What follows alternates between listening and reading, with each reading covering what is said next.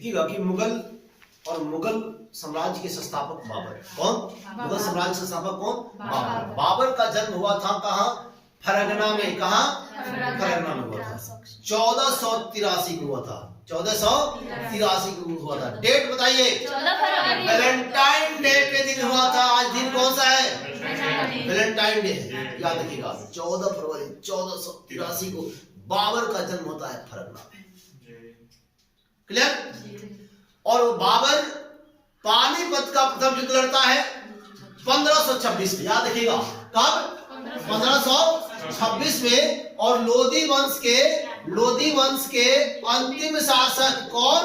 अंतिम शासक, और इस शासक का नाम होता है इब्राहिम लोधी। और इब्राहिम लोधी को पराजित करता है। अपराजित करता है तो याद रखिएगा जिस युद्ध पद्धति का वो इस्तेमाल करता है उस युद्ध पद्धति का नाम होता है तुलुगुमा युद्ध पद्धति।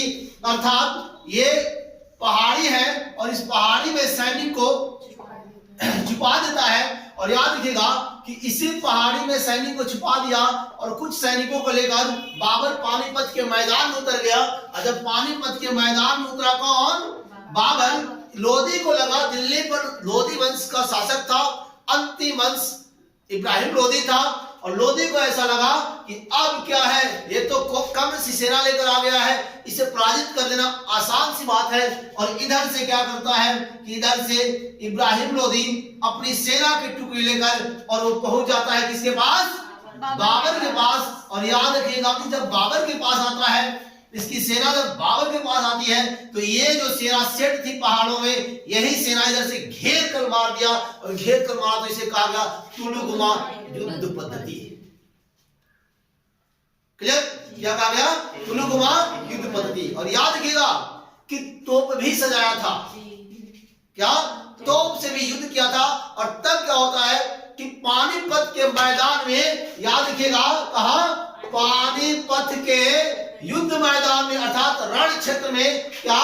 रण क्षेत्र में, पानीपत के रण क्षेत्र में मारा जाने वाला लोधी वंश का अंतिम शासक, या ये कहे प्रथम शासक इब्राहिम लोधी था। कौन था? इब्राहिम लोधी था। इसके पश्चात भारत में होती है मुगल वंश की स्थापना, अर्थात दिल्ली का बादशाह बनता है कौन? बाबरा। कौन बना?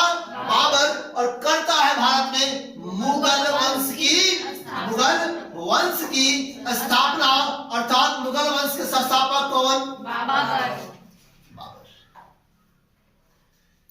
बाबर शासन करता है। बाबर, याद रखिएगा कि भारत में 4 युद्ध लड़ता है। क्या? कितने? 4 युद्ध लड़ता है बाबर। भारत में कितने युद्ध लड़ा? 4। और 4 युद्ध कौन कौन सा लड़ा? तो याद रखिएगा पानी पिया, खाना खा, चंदा लेना, घरे जा। अर्थात पानीपत का प्रथम युद्ध, खानवा का युद्ध, चंदेरी का युद्ध, चंदावर का युद्ध और घग्गर का युद्ध। याद रखिएगा कि पानीपत के प्रथम युद्ध और अंतिम युद्ध जो घाघरा का युद्ध था, ये घाघरा का युद्ध था, यह युद्ध जल और थल दोनों में लड़ा गया था। अर्थात हम कह सकते हैं कि नाव पर भी इस युद्ध को लड़ा गया था, घग्गर नदी में लड़ा गया था। और इसी के साथ इसकी विकेट गिरती है। किसकी? बाबर की। बाबरे की कब? 1530। क्लियर? तो इसके पश्चात ये 4 युद्ध याद रखिएगा। पानी पिया, खाना खा, पानी पिया, खाना खा, चंदा ले ला, बबुआ अपना घरे जा। पानीपत का युद्ध, पानीपत का प्रथम युद्ध 1526। खानवा का युद्ध कब? 1527। 1528। चंदेरी का युद्ध कब? 1528।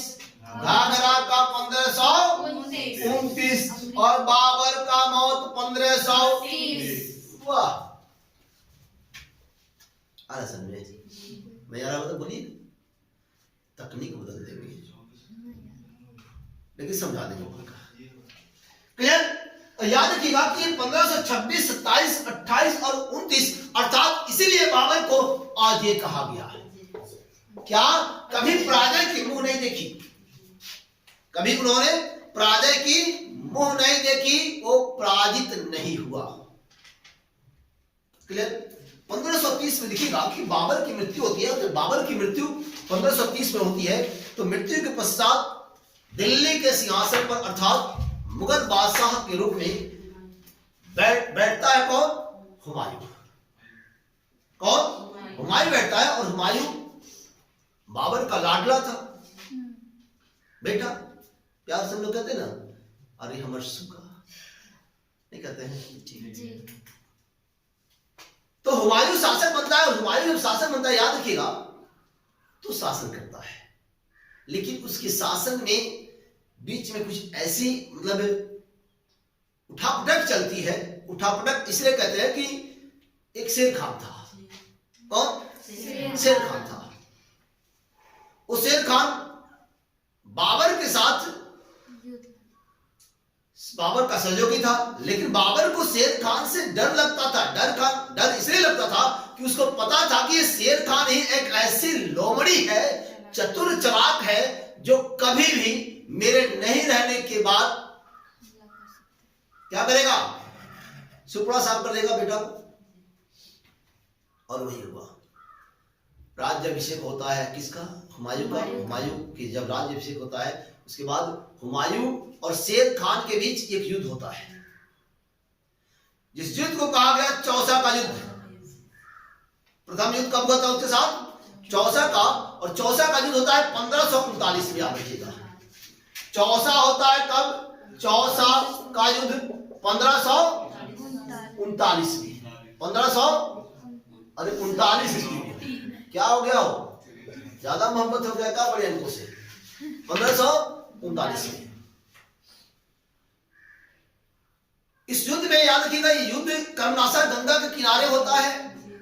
और इसी युद्ध में हुमायूं क्या करता है कि कूद जाता है जान बचाने के लिए नदी में। जब नदी में कूदता है जान बचाने के लिए, तो होता क्या है कि डूबने लगता है। बादशाह था ना, तैरने आता होगा नहीं। अब राजसिंहासन से बैठिएगा कि नदी जाना मछली मरिएगा, सोचिए जरा। तो ये डूबने लगता है। तो निजाम साका नाम का एक व्यक्ति, याद रखिएगा, उसका नाम होता है निजाम साका। क्या? निजाम साका। और ये जो निजाम साका होता है, यही निजाम साका इसकी जान बचाता है। किसकी? हुमायूं की। 1539 में हुमायूं की जान बचाने वाला व्यक्ति निजाम साका था। जब निजाम साका इसका जान बचाता है, तो याद रखिए कि ये कहता है कि वो बोलता है निजाम साका, रे क्यों कूद गया तू जान नदी में? तैरने आता नहीं, पानी में कूद जाता है। तब कहता है मैं बादशाह हुमायूं। कहता है भैया पहले पता होता कि डूब मर जाने देते हैं। तो बोलता है बताओ तुम्हें क्या चाहिए, क्या चाहिए तो बताओ। तो कहता है कि मुझे बादशाह बना दो। जिसके लिए युद्ध हो रहा है वही काम कह रहा है करने के लिए। युद्ध तो बादशाह के लिए हो रहा है ना। अच्छा, बादशाह के लिए युद्ध हो रहा है तो फिर वही चीज मांग रहा है कि हमको भी वही कर दो। याद रखिएगा कि 1540 में कनौज या बिलग्राम, क्या? कनौज या बिलग्राम का युद्ध होता है। कौन सा युद्ध? कनौज या बिलग्राम युद्ध होता है। कब? 1540 में। किसके बीच? हुमायूं और शेरशाह के बीच। याद रखिएगा, इस युद्ध में हुमायूं बुरी तरीके से पराजित होता है। और पराजित होने के पश्चात हुमायूं भारत से निकल जाता है। क्या करता है? भारत से निकल जाता है, भाग जाता है। और जब भारत से भागता है तो उसके साथ हिंदाल भी होता है। क्लियर? और याद रखिएगा कि भागते भागते 1541 में एक कर डालता है विवाह। हिंदाल की एक आध्यात्मिक गुरु थे जिनका नाम था अली बाबा दोस्त या अली मीर अली। अली बाबा दोस्त की पुत्री के साथ, जिनका नाम था हमीदा बानो बेगम उनके साथ ही विवाह कर लेता है। अब विवाह करता है तो हिंदाल इसका जो भाई था, हिंदाल कहता है बड़ा काम गड़बड़ कर दी, तो मेरे गुरु जी की बेटी से शादी कर लिया। नहीं, एक गलत बात है। अब क्या होता है, इसके पश्चात हिंदाल उससे रूठ जाता है और रूठता है, कहता है जो तू कर लिया ना, हम जा रहे हैं, भाग जाता, उसको छोड़ देता है। याद रखिएगा कि 1542 में 1542 राणा वीर साल या छत्रसाल के महल में अकबर का जन्म होता है। 15 अक्टूबर 1542 को अकबर नामक एक नन्हा सा मुन्ना सा खेलता हुआ बालक पैदा होता है। अकबर का जन्म होता है 1542 में। और याद रखिएगा कि 1542 का जो कालखंड होता है, जिस समय अकबर का जन्म होता है, तो अकबर का जन्म पूछता है हमेशा, अकबर का जन्म पूछता है कि अकबर का जन्म कहां हुआ था, कहां, कौन जगह, अमरकोट पाकिस्तान में जन्म होता है। इसके पश्चात होता क्या है कि ये जो अकबर था, अकबर को अपने भाई के यहाँ छोड़ देता है और फिर निकल जाता है दूसरे एरिया में। कौन, हुमायूं। पढ़ने की कोई व्यवस्था नहीं होती है, इसलिए अकबर अनपढ़ रह गया, लेकिन मूर्ख नहीं था, अकबर अनपढ़ रह गया। स्थिति क्या होती है कि अकबर अनपढ़ रहा, हुमायूं दिनपनाह नगर की, एक दिनपनाह नगर था जिसकी स्थापना हुमायूं ने किया था 1534-35 के कालखंड के दौरान। और उन्होंने क्या किया कि उसी दिनपनाह नगर के शेर मंडल नामक पुस्तकालय की सीढ़ियों पर बैठा हुआ था।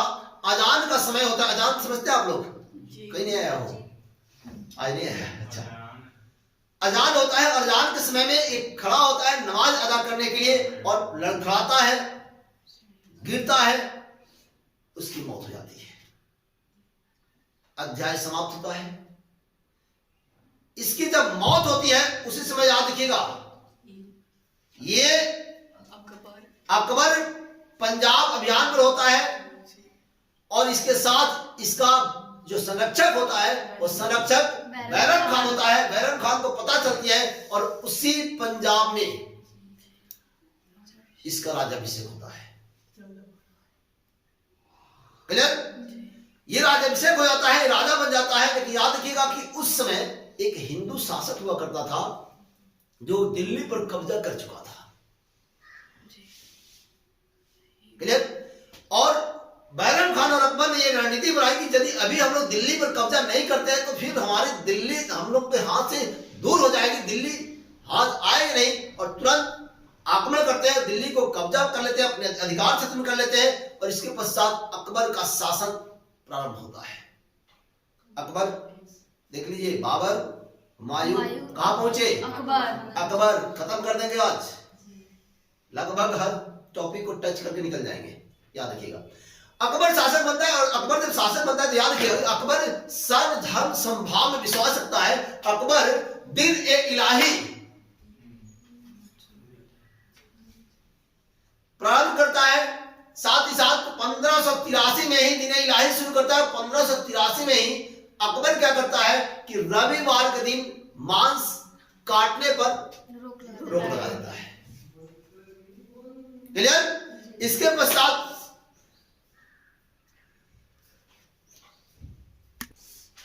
अब देखिए 1582 में अकबर ने दिन ए इलाही, मतलब याद रखिए कि सभी धर्मों के सम्मान के लिए उन्होंने दिन ए इलाही चलाया हुआ था।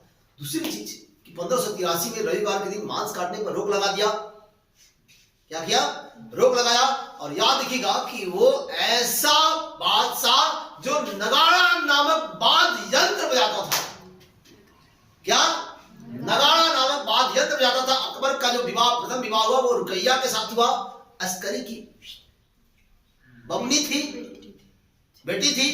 और याद रखिए उसके पश्चात हल्का बाई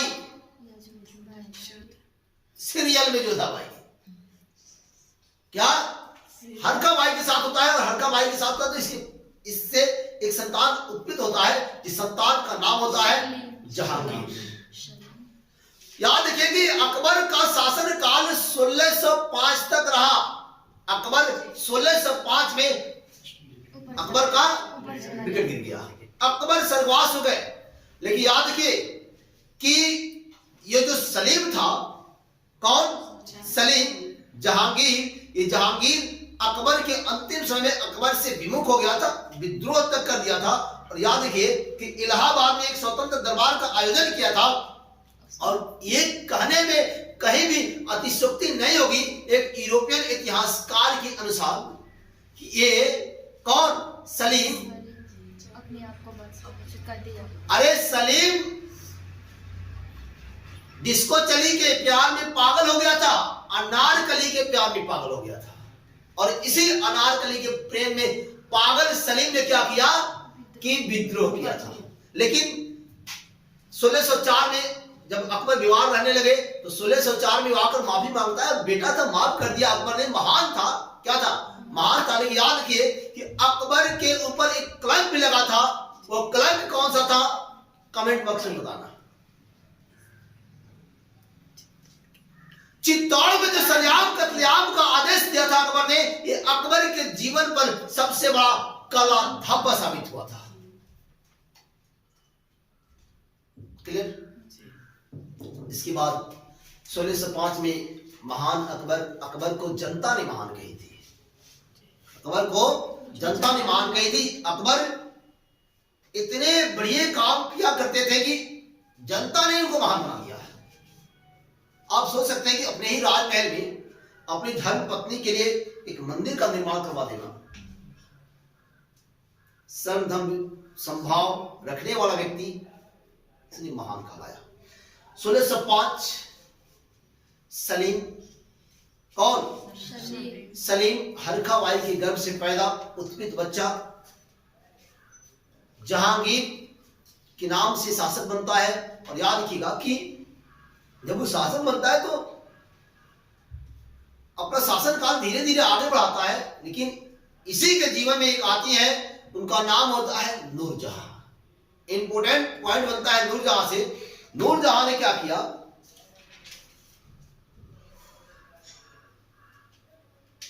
कि उन्होंने जहांगीर को अपने प्रेम में इतने पागल कर लिए, अर्थात इतनी खूबसूरत, इतनी सौंदर्य उनका सब ये स्वरूप था कि उस स्वरूप के सामने जहांगीर ने बोला कि ये शाही सील लो और आप ही इसका इस्तेमाल करो। क्या करो? कभी कभी घर में बहुएं आती है ना, चाबी तो है नहीं है मेरे पास, कैसे दिखा रहे तो जैसे ही घर में बहुएं आती है तो सासू मां कहती है ना कि बहू ये मालिक आप हैं और इसको लीजिए और घर को चलाओ। कभी कभी उसका सकारात्मक परिणाम आता है, लेकिन याद रखिएगा कभी कभी नकारात्मक भी आता है, गड़बड़ हो जाता है सब कुछ। बहू लगती है अपना कब्जा जमाने, धीरे धीरे करते करते सासू मां के, है कि नहीं? याद रखिएगा। अब क्या होता है कि ये जो जहांगीर था, नूरजहां को जो अपना शाही सील दे दिया, इन्होंने डायरेक्ट राजनीति में भी हस्तक्षेप करने लगे, राजनीति में हस्तक्षेप करने लगे, बड़े बड़े पदों पर नियुक्तियां अपने अनुसार करवाने लगी। अर्थात अपने एक भाई को जिसका नाम था आसफ खान, ये आसफ खान को इन्होंने क्या किया? किसको? आसफ खान को 6000 का मनसब देगा, 6000 का मनसब प्रदान किया, और साथ ही साथ एक दूसरे भाई को बंगाल का सूबेदार नियुक्त करवा दिया। अब देखिए उनके पिता का नाम था मिर्जा ग्यास बेग। नूरजहां के पिता का नाम क्या था? मिर्जा ग्यास बेग। ये मिर्जा ग्यास बेग को इन्होंने, मतलब कौन? जहांगीर ने एतमादुद्दौला की उपाधि प्रदान कर दी और शासन के सर्वोच्च पद पे बैठा दिया। एक तरह से कह सकते हैं कि इनके शासन काल में वो प्रधानमंत्री बन गया, वजीर बन गया, दीवान नियुक्त हो गया। गजब बात है। सिर्फ और सिर्फ किसी कारण नूरजहां के नूर के कहानी। लेकिन याद रखिए कि अकबर भी एक बार रूप यौवन में फंसा हुआ था। जो हाँ जो अकबर का कब से कब तक हो? 60 वाह, 1560 से 1562 तक जो हरम दल या पेटीकोट की सरकार चलाई थी। और याद रखिएगा जो महामंगा थी, जो महामंगा ने इसकी जान बचाई थी कितने साल की उम्र में? 5 साल की उम्र में। और याद रखिएगा कि इसका भाई कामरान दरवाजा पर ही लटका दिया था कि तोप का प्रयोग नहीं करेगा कौन? हुमायूं। तो अकबर चाचा कामरान अकबर को जान बचाई थी महामंगा, और महामंगा की बेटी थी, उसी बेटी के रूप यौवन में फंस गया था कौन? अकबर। 1560 से 62 तक उन्होंने एक हरम दल की सरकार चलाई थी, पर्दा की सरकार जिसे कहते हैं, पेटीकोट की सरकार जिसे कहते हैं। ये गुस्सा है, क्लियर? वो भी बेचारे फंसे हुए थे। तो यदि कौन नहीं फंस सकता है? हो भगवान इंद्र फंस सकते हैं, वो तो इंसान था। दूसरी चीज, अब क्या होता है कि इन्होंने इनके पिता को शासन के सर्वोच्च पद में बैठा दिया।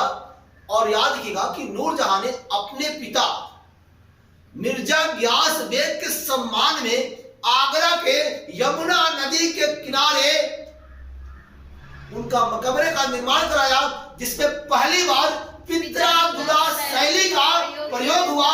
पित्रादुरा सफेद संगमरमर, याद रखिएगा, संपूर्ण मुगल काल में सफेद संगमरमर से बना यह एतमादुद्दौला का मकबरा प्रथम इमारत है जिसमें पहली बार पित्रादुरा का प्रयोग किया गया। देखिए अभी मिर्जा ग्यास बेग अर्थात एतमादुद्दौला, क्या? एतमादुद्दौला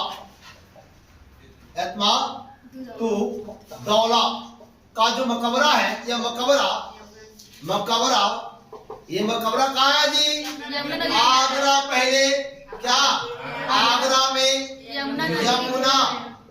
यमुना नदी, कौन नदी? यमुना नदी के किनारे। याद रखिएगा इनके मकबरे में पहली बार कह सकते हैं, पहली बार सफेद संगमरमर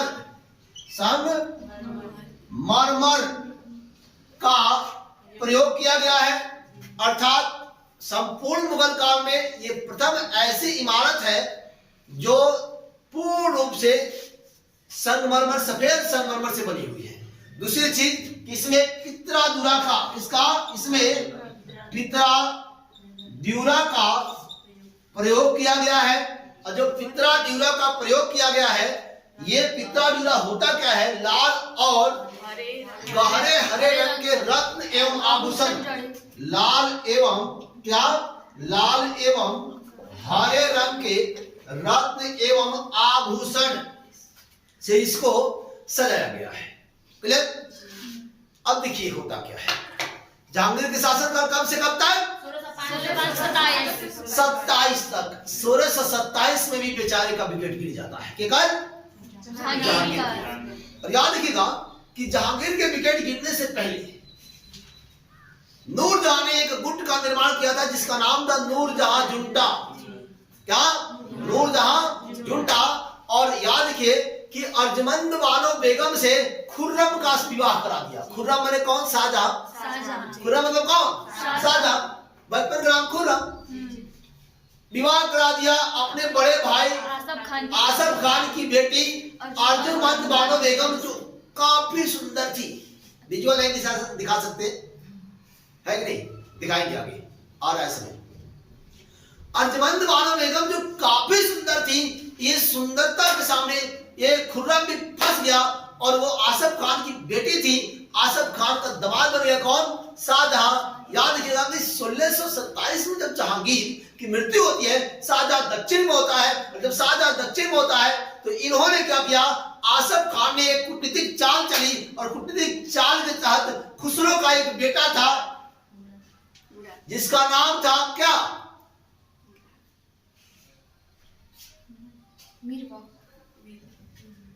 याद रखिए कि खुसरो की हत्या करी कौन? खुर्रम। कौन? खुर्रम।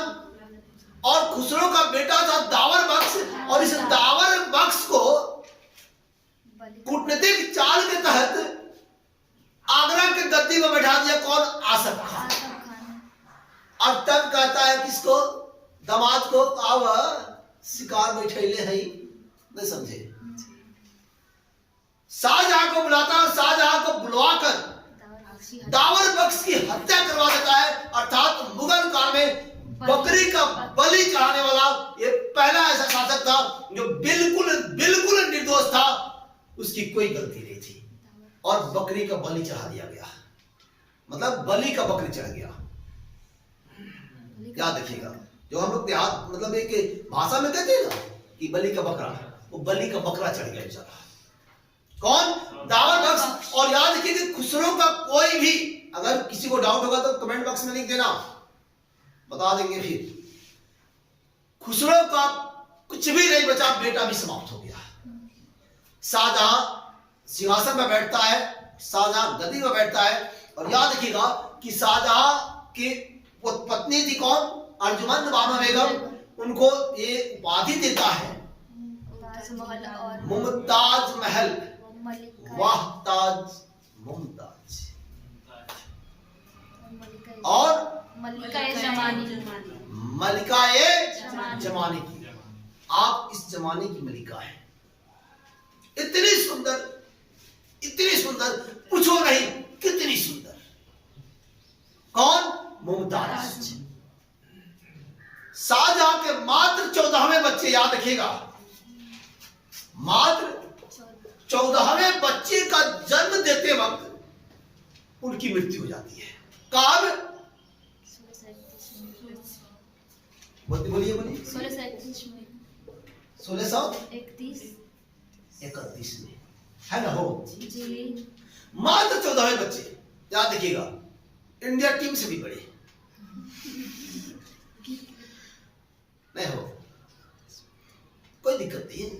टीम में 11 प्लेयर का होता है, ये 14 थे, क्या फर्क पड़ता है कि नहीं?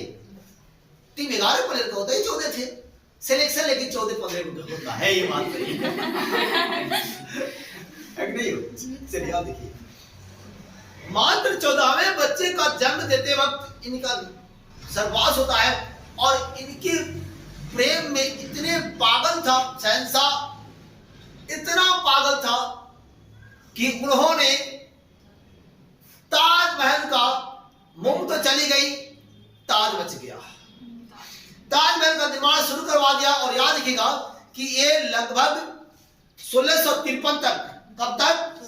1653 में ताजमहल का निर्माण कार्य पूर्ण हुआ। और जब ताजमहल का निर्माण कार्य पूर्ण हुआ, इसके पश्चात इनके मात्र 14 संतानों में से 7 ही बचे थे, 7 मर गए थे। 7 संतान बचे थे,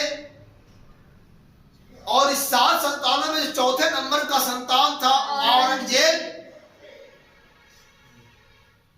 शाहजहां ने क्या की? अपना उत्तराधिकार, याद रखिएगा, उत्तराधिकार संघर्ष होता है इसमें, उत्तराधिकार संघर्ष होता है। तो क्या होता है इसमें कि शाहजहां ने दारा सिकोह को उत्तराधिकारी नियुक्त कर दिया, जो औरंगजेब को पचा नहीं।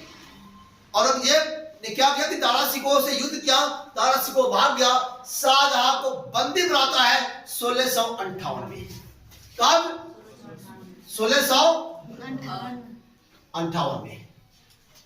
और 1658 में शाहजहां बंदी होता है। शाहजहां को बंदी बनाकर वो आगरा के किले में, कहीं कहीं मिलेगा किला, और लेकिन मैं एक फैक्ट बता रहा हूं कि मुसम्मन बुर्ज, आगरा के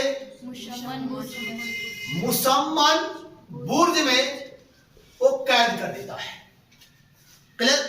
आगरा का मुसम्मन बुर्ज में कैद करता है किसको? शाहजहां को, जहां 1666 में, तब जहां 1666 ईस्वी में इसकी मृत्यु हो जाती है। किसकी?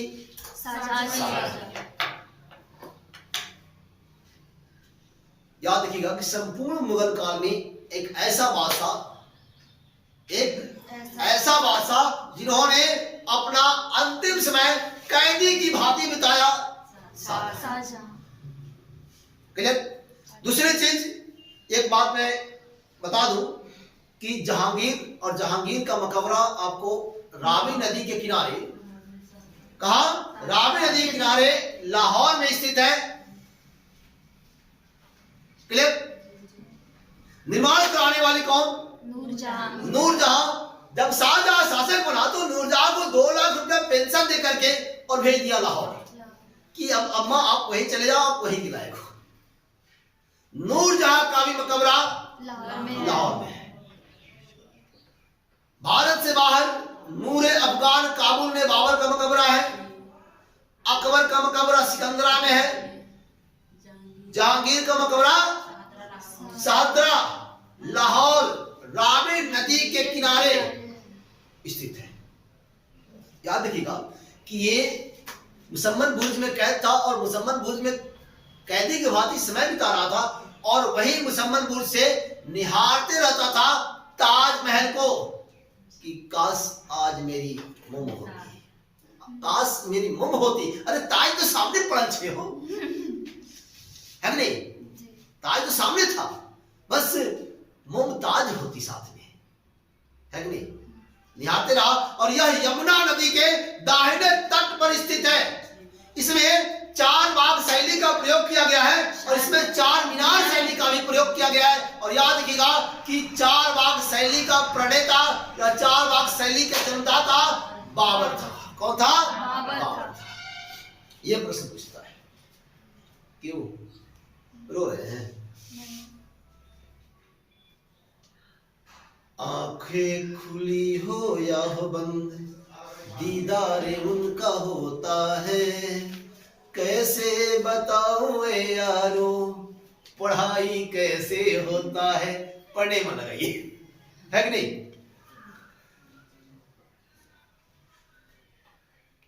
सफल होना है तो कदम भारी रख, बाहर निकल तूफानों से यारी रख।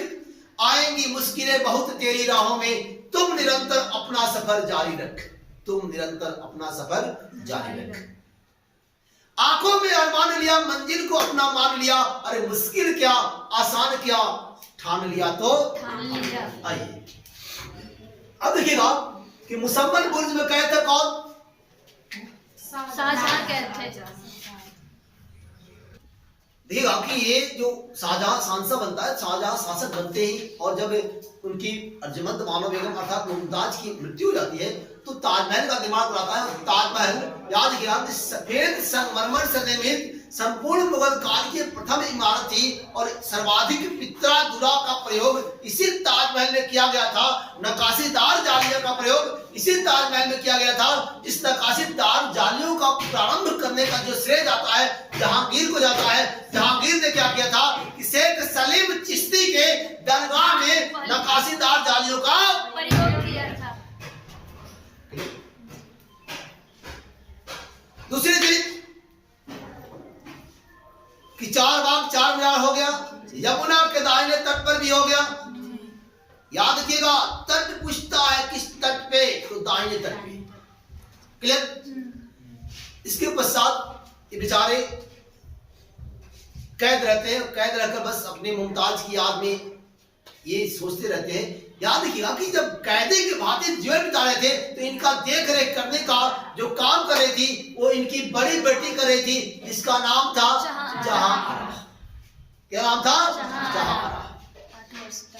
1666 में 8 वर्षों तक एक कैदी के बाद जीवन बिताता है और 1666 में इनकी मृत्यु होती है। और मृत्यु जब होती है याद रखिएगा तो इसी शाहजहां की मृत्यु के साथ आज लेते हैं विदा। होंगे कल ठीक अपने टाइम पे उपस्थित। जय हिंद, जय भारत, भारत माता की जय।